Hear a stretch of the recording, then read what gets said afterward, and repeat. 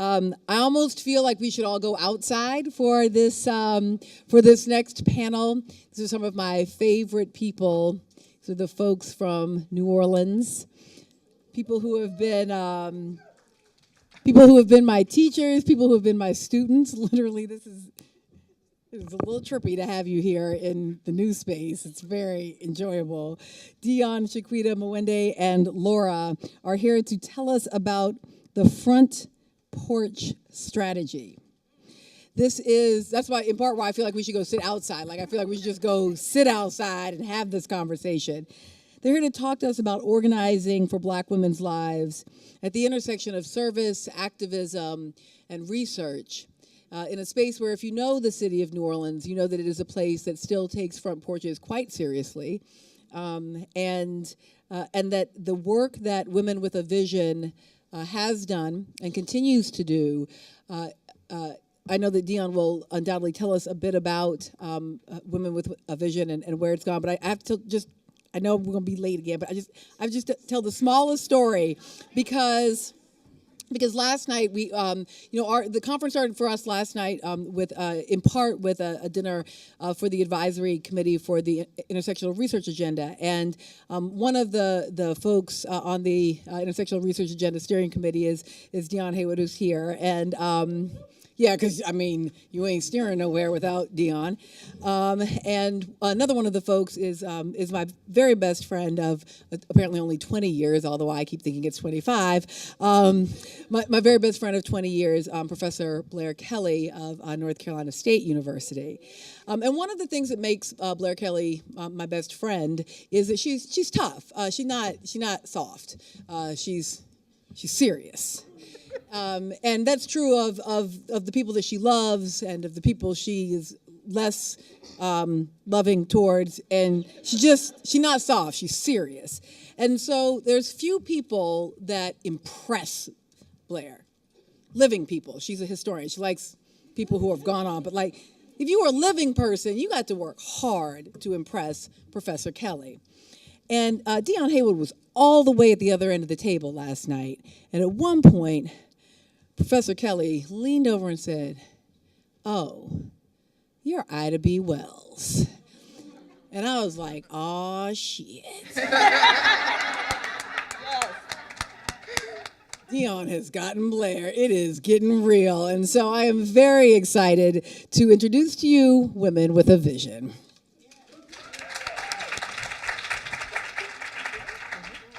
Well, how y'all doing? I was a little weak. I know we just came out of lunch, but we like a little feedback. So how y'all doing? Yes. Cool. Well, my name is Mwende, and I am a program assistant, executive assistant, / just hanging out at Women with a Vision because I like to be in their space. And I'm really excited to be here to present with these people because these women that are up here, especially Deon, has been a mentor to me. And full disclosure to start, I am not a researcher. I'm a poet. I love words. I hate numbers. And so when I was thinking about research, actually, funny story for you, Melissa, I almost dropped out of your class because you assigned us that research project. I was like, I don't care who Melissa Harris Perry is. If I got to do numbers, I'm not doing it. So that's how I come into this space. I'm a poet, and I'm an organizer, and I'm an activist. And I really believe in blending social justice and arts. But at the same time, I was at a predominantly white college when I was in college. I was at Tulane University, and I was struggling really hard as a queer Black immigrant on that campus and trying to find space for myself. And one of the spaces I actually found off campus was Women with a Vision. Ended up doing a fundraising drive for them, and then afterwards I told them, I was like, y'all, just please take me. However, just can I work with you? And they're like, sure. And so I went out of my way to actually find money to fund my work at Women with a Vision because I knew how important it was for me to be in that space post-college, especially coming out of that the environment at Tulane University. And so one of the things that I walked into with Women with a Vision, and we were laughing at our table because the last group was like, we're going to put the older person to frame it. And they were like, nah, we're going to throw Mwende to frame all of our stuff. So when I came to Women with a Vision, it was in 2014, and there was 4 staff members, 3 or 4 staff members and me in this tiny little office that was really just like a large warehouse. We had all these different things, and we were just doing what we could with the space that we had and the resources we had and the capacity that we had. A lot of it had to do with the Roots of Women with a Vision, started in 1989, started by 8 Black social workers from New Orleans who just looked in their community and realized that HIV/AIDS was actually impacting Black women more than anyone in New Orleans, but it was still wearing the face of like gay white males, right? That's where all the funding was going, that's where all the research was going, and no one was looking at Black women even though they were being the most affected by it. So these 8 women just said, you know what? We're gonna do what Black women have always done and look out for ourselves. So they went into their communities, they did some grassroots underground needle exchanges, really focusing on harm reduction amongst Black women based on the spread of HIV/AIDS. And then 2005 came, Hurricane Katrina happened, and some of our priorities had to shift and expand, specifically because the landscape in New Orleans was so bad for women and no one was talking about it, right? It was terrible for everybody, but in that moment, no one was talking about how it specifically intersected with women and how specifically it intersected with Black women, because when we're talking about New Orleans, we really are talking about Black women, right? And I just want to mention, too, I'm the only one in our office who's actually not from New Orleans, and it's just a beautiful space to be in a space like Women with a Vision that is so committed to Black women in New Orleans. I don't know how I got in there, but I'm thankful for it. Because you're a woman with a vision. And so when I came, we were really fresh off of this attack that happened in our work. In 2012, we had this massive victory. Up until that point, Women with a Vision was still doing really grassroots, ground level work in the community, doing outreach work. And then we realized that the women who kept coming into our office, right, poor Black women, cis and trans, were coming in, and they all had this, if you have the PowerPoint, or I mean the image with the license.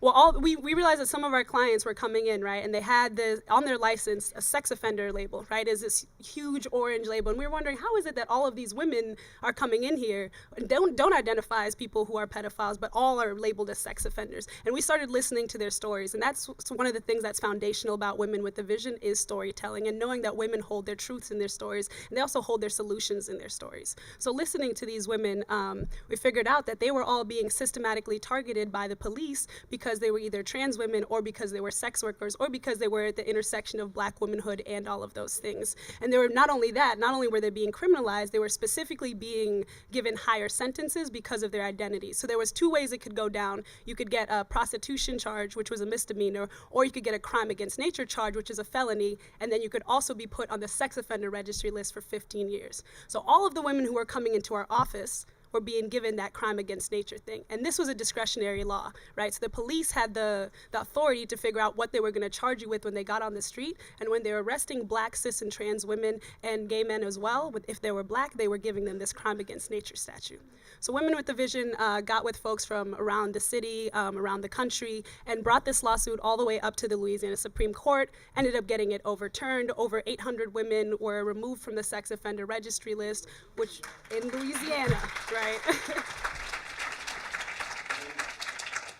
Which was a major victory because in a very small level, something as simple as like being able to go to your kid's graduation, right? You weren't able to do that if you were labeled a sex offender because you couldn't be within the vicinity of a school. So these very small victories that these women were able to have.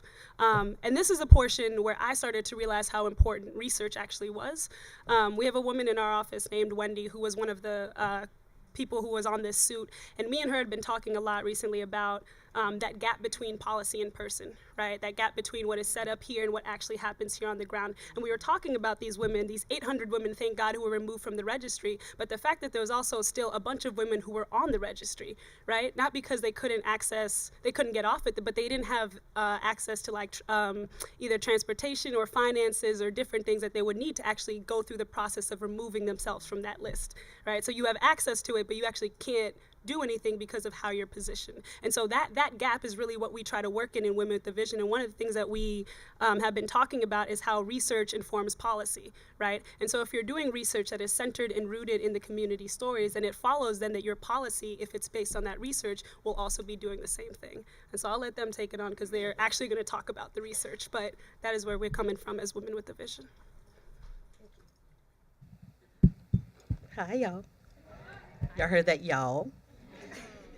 Before I start, I have to give a big up to Andrea Ritchie. Could you just stand up, please? And the reason I want to do that, because she was one of the lawyers who worked on the case. We're also featured in her book, Queer Injustice. And it was amazing to work with someone who really understood what Black women and Black queer people were really going through when you talk about predatory policing, right? And harsh policies. So thank you. Like, I love you for that. So one of the things I wanted to share, I wanted to pick up where Mwende left off, is what it looks like to, I was saying, change your strategy after what we don't call a national disaster or a disaster made by Mother Nature. We call it the federal government failing a community, a city, a people. And so post-Katrina New Orleans, the first 15 years of Women with a Vision, you know, New Orleans has its issues, but I absolutely love my city. I love the people. I love the culture and the richness of Blackness, that when people from the continent come over, they say, this feels like home. When people from the Caribbean come, this feels like home. It says something about the rich history and the people who really built this city, and why it's important that we sustain ourselves and make a place to know our truths, right? And so post-Katrina New Orleans, when we got back, everything when they said is true. But what was unique about this is that the feds gave the state of Louisiana like over $3 million, if not more, and some for different projects, but $3 million to target harmful and violent offenders. And that was these women. That was low-level, nonviolent crime. It was the people who are mostly police. It's the communities that are under surveillance, which are normally Black and brown communities, right? And so when we got back, what was important for us was we didn't know what we were going to do about this. We had no clue. I just knew, I talked to a couple of Women with a Vision's founders, and they was like, well, shit, you gonna let it stand? I mean, like, y'all not gonna do, you're gonna do something, right? And that for me meant we better do something, if you know our foremothers, right? We also understood what it means for Black women, for trans women to be invisible, how we're invisibilized, that this law that was created for white gay men, to keep gay men from having sex in the French Quarter over 200 years ago. How those same policies, when we think, which we are living that right now, when we see they're coming to get you, I'm gonna help them get you, but then they coming for you too. We're living that right now, right? When we look at these laws sitting right here in North Carolina. And so this law that was designed to keep gay men from engaging in sex ended up in 1982, based on the Sheriff's Association, a couple of lawmakers, well, how can we get all these other people? Well, let's just tack and make a statute 1489 to draw them into this particular law. What is unique about it is that up until after post-Katrina, no one really harshly pushed this law. There were judges who absolutely did not enforce, only if they just felt like they wanted to that day, or they weren't in a good mood, or I feel like a woman or someone has come before me, and I think trans women probably had the worst end, and I hate using terms like worse, but if you are a trans woman and you enter the criminal justice system, then you're not seen as at all, and normally you're gonna pay a harsher penalty for that, especially because normally you would end up in a men's prison. What is unique about this also is that it wasn't that you were just charged and it went on your ID. You could get 20 years. There's an automatic felony conviction. So we know what criminal laws and criminal justice system can do to the lives of people who didn't commit a crime against somebody else, who absolutely, if there was any crime being committed, and I don't think there was, it's that individual. Majority of the women that we worked with were moms, grandmothers, somebody's child, somebody's sister. We had women who served in the military and were really struggling with PTSD. They just happened to be walking down the street that police heavily where we spend a lot of their time arresting people involved in sex work. And so post-Katrina, we realized that, wow, we can no longer do the work we used to do. We can continue that, but we need to think about, what does this look like? Because it seems like nobody's talking about it. The anti-trafficking movement is talking about people being trafficked, people being forced, but we're not having a conversation about what it means for structural violence to happen in the lives of Black women and trans women and actually put them at risk for HIV. It puts them at risk for further criminalization. And mainly the reason they're involved in sex work is, I need to eat. I need to survive. This minimum wage is not enough. It's not enough for me. And so we decided that the changes were gonna have to be, how do we grow ourselves? This year, Women with a Vision has been around for 26 years. I don't know about y'all, but that makes me very happy. Mainly because Black women started this organization, and it was at a time when people didn't think that Black queer women and Black cisgender women could be in the same room and organize together. They did. They were all born and raised in New Orleans. Some of them went to the same high schools. And to have an organization that has taken our mission and our work and connected it to global issues as well as national issues, all still being predominantly served and run by a queer Black woman, and taking that work where people are making a connection about what is happening in the South, what is happening in India, what is happening in Africa, because we are connected to the Global Sex Worker Network. And so it is now where we've taken the work, and our main focus is still all the things we used to do around public health, but more at asking people to look at what policies are being pushed in your area. What's on the back end of these policies that you think are gonna save women that actually put them at risk for criminalization? And so this is where the work is, and I will pass it off to Shaquita.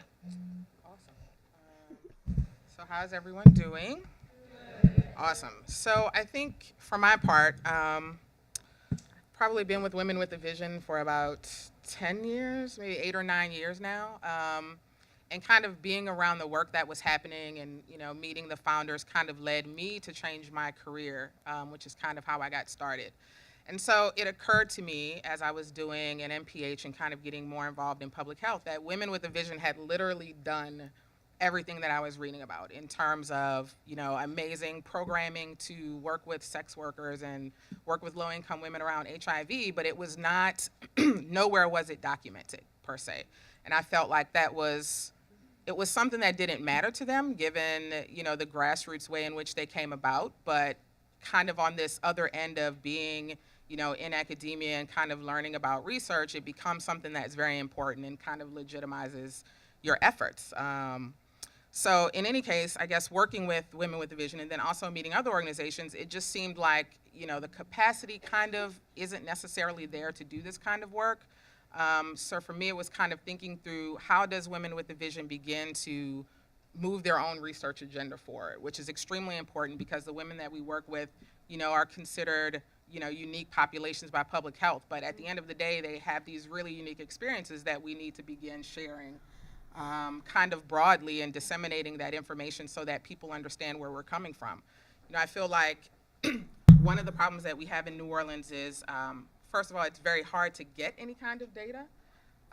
So for us kind of having access to our own data becomes extremely important when we're trying to make the case to funders, when we're trying to make the case to politicians. It's kind of like, there's kind of this attention paid to, yes, we want data, but then also it's decisions made off of what's the moral decision around certain issues. So, right now we're trying to look at some arrest data for women who have been charged with like crimes against nature and other crimes related to prostitution, and just the idea that we have to sit down and go over literally printed copies of 700 different records that we're trying to look at is, I don't know, absolutely, completely nuts. So in any case, we think it's extremely important for us to kind of start doing our own thing. So I think the Front Porch strategy came about. I actually went to a gathering where folks were kind of talking about some different health outcomes that folks wanted to see in their communities. And so the Front Porch as kind of this very uniquely Southern cultural idea for folks, and as a place where people literally sit and talk about ideas that are important to them. So for us to kind of have that drive, what we feel like is a strategy that will hopefully build the capacity of not only Women with a Vision, but also other small grassroots organizations, and kind of build folks' social capacity and then kind of their shared understanding for the issues that they're dealing with. I don't know, it's something that we felt was kind of important in terms of moving that idea forward. So I guess I'll turn it over to Laura now. Yeah? Yeah? Okay. Hello, everyone. How are you all doing today? My name is Laura McTighe, and I am a board member at Women with a Vision. I've been working with Women with a Vision for almost a decade now. I also am a PhD candidate at Columbia University in the Department of Religion. And I think it's a thing that I feel like is especially important is for me to locate myself in this space today. And so one of the things that brings me to this work, brings me to this conversation, and how I met Deon, Haywood, and met everyone at Women with a Vision is that I've been doing community-based organizing at the intersection of HIV and criminalization for 20 years.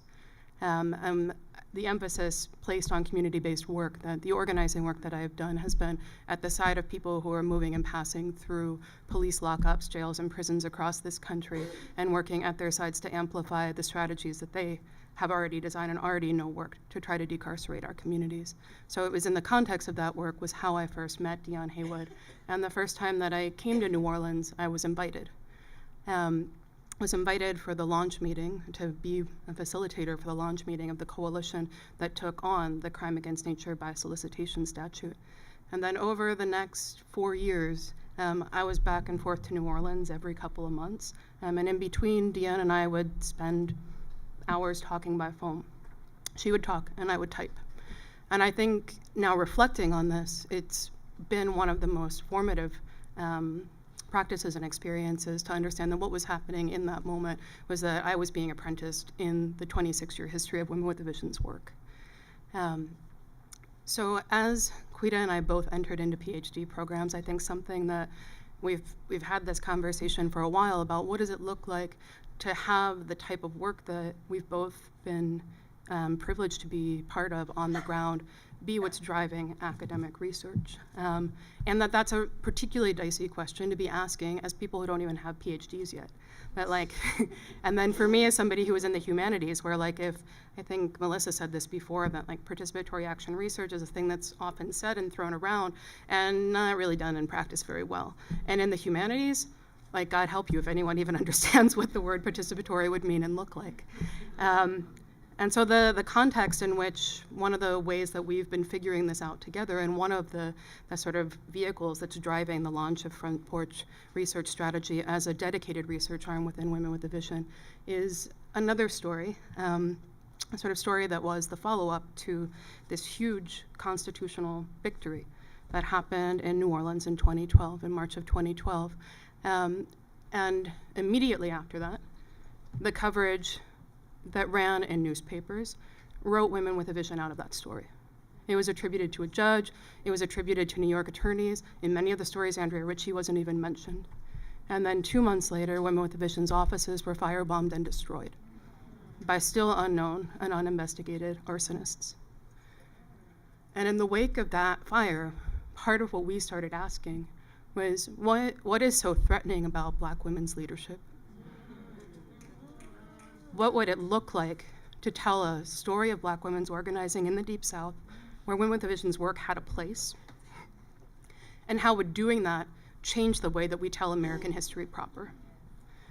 And so what we have spent the last, too many years, a lot of years. This is from the community outreach office that was the hardest hit by the fire. And what we've spent the last several years doing is figuring out how to answer those questions and how to do it in a deeply collaborative way. So from the kind of turning those into questions that could be put to an IRB and pass the muster of IRB, and then designing together research methodologies of how do we answer those questions, and how do we really push back against the social sciences practices especially that would say these stories should be anonymized, they should be stolen out of people's mouths, and so we built this beautiful project that is this beautiful oral history project to recreate the archive that literally went up in flames. And I've been going back through every single person who has at any point touched Women with a Vision's life and work, and with a focus on doing long life history interviews. And the choice of life history interviews was really important to us because at any given moment, something that everyone at Women with a Vision has always articulated is that Women with a Vision is the sum of all of the life experiences that gather in the rooms. And so the stories that bring people to Women with a Vision matter as to the lives that they live after they've come into contact.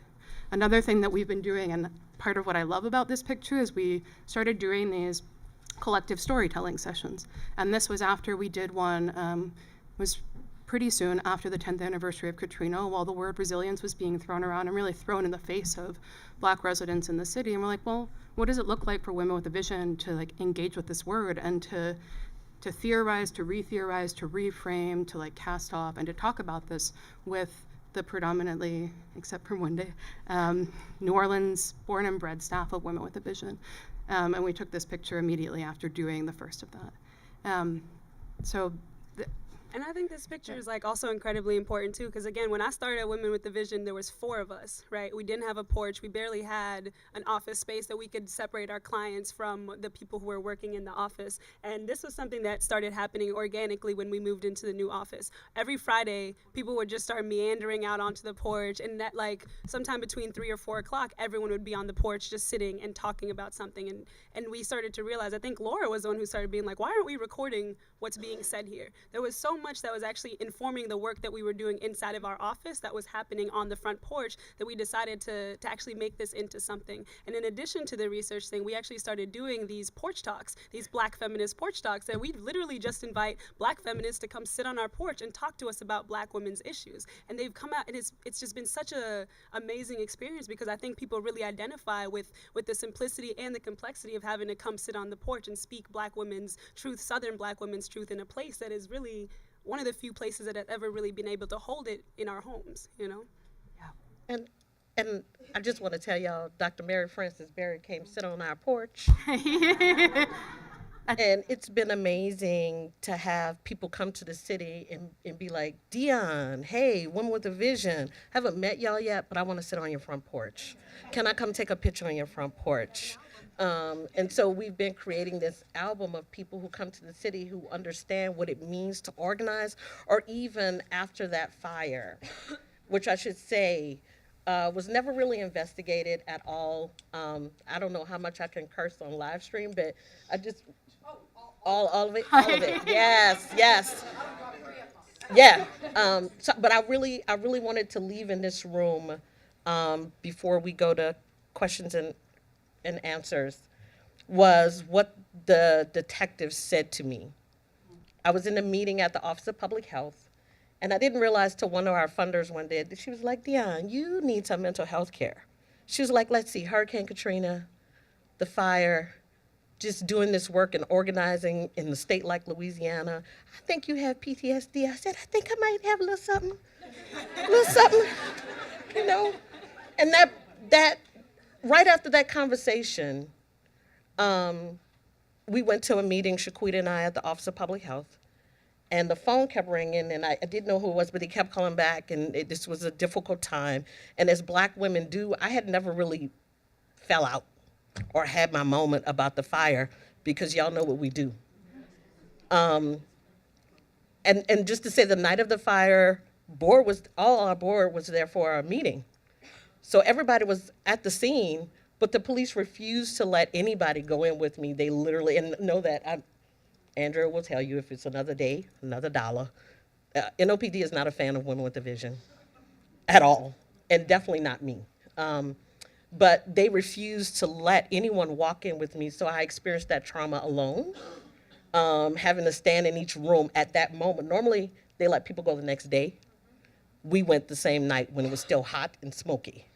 But that day at the meeting, when I answered the phone, I was like, hello? It was like, Ms. Haywood? I was like, yes. This is Detective whomever he was. We talked to witnesses, and everybody seems to say the same thing. There was a white male running from the scene of the fire, coming from the alley of your building. And I was like, so do you know who it is? No, what I want to know is which one of the women you worked for you is fucking a white man. Because see, what we think is it's probably when somebody's mad at them. Or it could have been one of these crackheads y'all helping.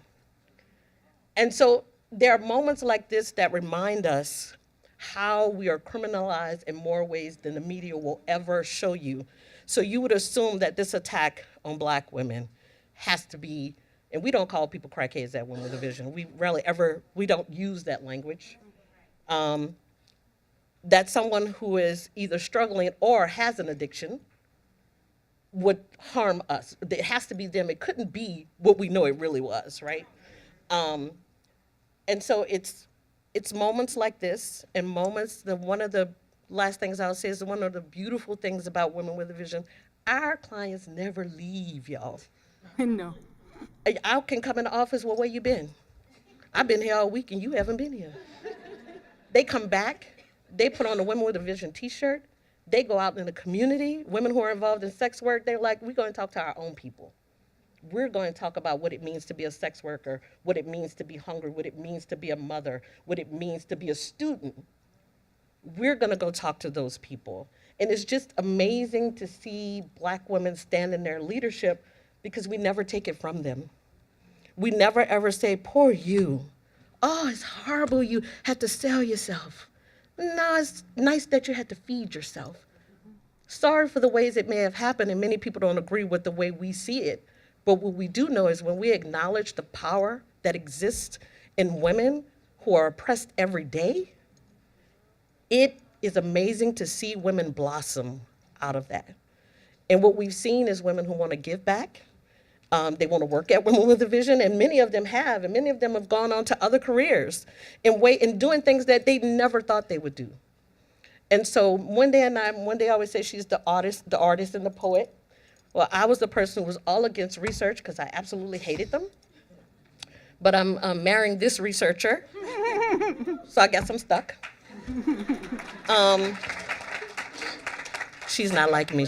Not stuck, girl. Not stuck. But just the beauty of what we've been able to create is really what this conference is about today. It is, what are our truths and how are we going to make people know them? Thank you.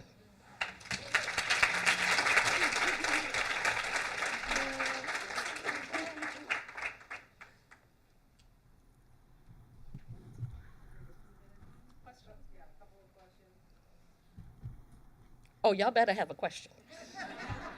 It's the After lunch? See? You think they're good? Oh. But I just had a comment. So I work the dirt. When I work with women, we grow food and everything to help them, to live healthy. But I wanted to say that in working the dirt, I've seen some things grow from the ashes, and we use ashes in our compost. Wildflowers and spearmint. And so it burned, but what is going to come from that and what has come from that, the wildflowers sitting up there, is the beauty of what people don't anticipate is in the force of the stuff that burned. Yeah. I just want to say that. Thank you, sis. Thank you. Yes, read the poem. Write that down. Thank you all so much for sharing your amazing stories. And when I think about front porches, when I think about New Orleans, in addition to all the things that are Black womanness, I also think about the role of religion and church in that space. And when I think about religious life in New Orleans and how that may or may not help you achieve your goals of really making space for Black queer women to organize. So I want to know how you all have thought about those spaces, whether you want to invite that space into your space or if you thought about that at all. So we've had we've had a weird relationship with religion in our city. I'm sure all of us have set our eyes on lemonade. Lemonade is New Orleans, y'all. I grew up with a grandmother that she had to go make a novena. And then you got to crawl the steps. But then we got to go to Baptist church on Sunday. Then you got to go to spiritual church. That was my upbringing. But what I will tell you is, for us, like we had barely any money, y'all. We did no justice campaign from our HIV funding because we were able to get our funders to understand that this is putting women at risk for HIV, right?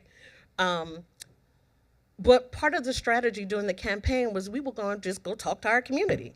We did outreach, and most of the people we talked to were little old black ladies from the church. And can I just tell you, Shaquita and I, well, maybe not me because of my personality, but Shaquita's like, Lord, I respect old people. I don't play with old people, right? But can I tell you, they were the supporters of this campaign. They were like, wait, they getting arrested for what? For some stuff people been doing forever? For stuff slave masters had them doing with no payment? They got it. Like it wasn't no breaking down. And they were like, what y'all need us? Y'all need us call people? So we need to be part of the letter writing to lawmakers? What do we need to do? And there are some churches that we work well with because they get it. But ultimately, if you're trying to save our clients as the leader or ED at Women with a Vision, I absolutely can't let you in. I can't let you do more harm, and I can't let you shame and put more stigma on a group of people who are already carrying so much. So that is the reason why we don't normally, but I will lastly say during our reproductive justice work, we did meet, everybody wants to go to the church because they want to get to the pastor. Well, of course, at Women with a Vision, we say we just want to talk to women of faith. I want to talk to them. And that was also a beautiful experience because these women were like, he's just my spiritual leader. He ain't going to be telling me what to do with all of this. And I think, and that was the moments, again, when we realized how what Shaquita and Laura have been saying is true. Because who really captures that story that even though black women, you know how we will lay down for a church, but also how we separate, this is what he can tell me spiritually, but he don't own this. So I thought that was really cool. But that's as far as we've gotten. You're underplaying it. I'm sorry.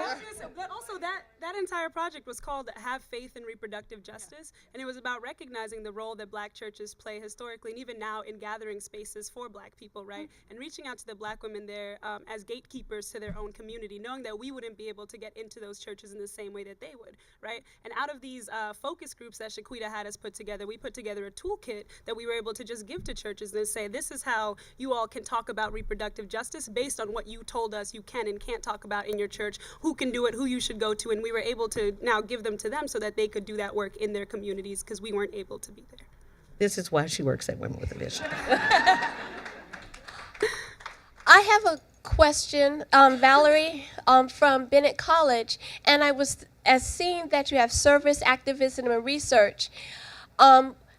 How have the HBCUs in the area been a part of what you're doing, or if you could speak on that a little bit, because it's supposed to be a thrust from these different colleges that, our students get out there and they interact with the community, but then community comes, and my question is, are they there? No. For those people in the audience. And I want to just say also, like, as a graduate of Dillard University a very long time ago, it would be great if we could have a better partnership, but it's difficult. And I don't know, I feel like a little bit of it goes back to this question of religion. And so we are harm reductionists. We talk about things very frankly and very honestly in terms of our, service-based programming. And so that a lot of times doesn't jive with the messages you get at HBCUs. Mm-hmm. So I will just say I would love to have I would love to have my office fill up with black women. Yeah. It's nothing against having white women show up in the way that they do, because they do. But it would be nice for me, who came into Women with a Vision at age 19. I am 48. See me come through the door to help me, to help us. But the frame is not where they're going to school. They don't get that. I'm feeling in New Orleans, they're not getting that push and that level of advocacy and what it means to be a black woman, fully what it means to be a black woman, and hold that. It doesn't really allow them. My black students come from everywhere else in the country, not from Louisiana. And that's why I asked the question, because I came there as a visitor to one of the institutions, and this was not mentioned to me at all about your organization when we specifically asked about service to the community. So that's why I wanted to just make sure that Well, I next have my time you facts come right. sit on the porch. I'll come sit on the porch. Thank you. So one thing that I want to add as closing, Deon mentioned one of our core advisors, Dr. Mary Frances Berry. Somebody else that we wanted to call into this room is Melinda Chadover, who is our third part of the partnership of launching Front Porch Research Strategy, and something that we've been talking about what it means to be able to be at this conference and have this be the first time that we're speaking publicly about the work that we want to be doing to build an infrastructure for holding truth and speaking justice into existence. And one of the things she reminded us of was that thinking about Anna Julia Cooper's home in DC and the beautiful sprawling front porch on it, and being able to imagine the many strategies and truths that the doctor came up with. Thank you. Thank you.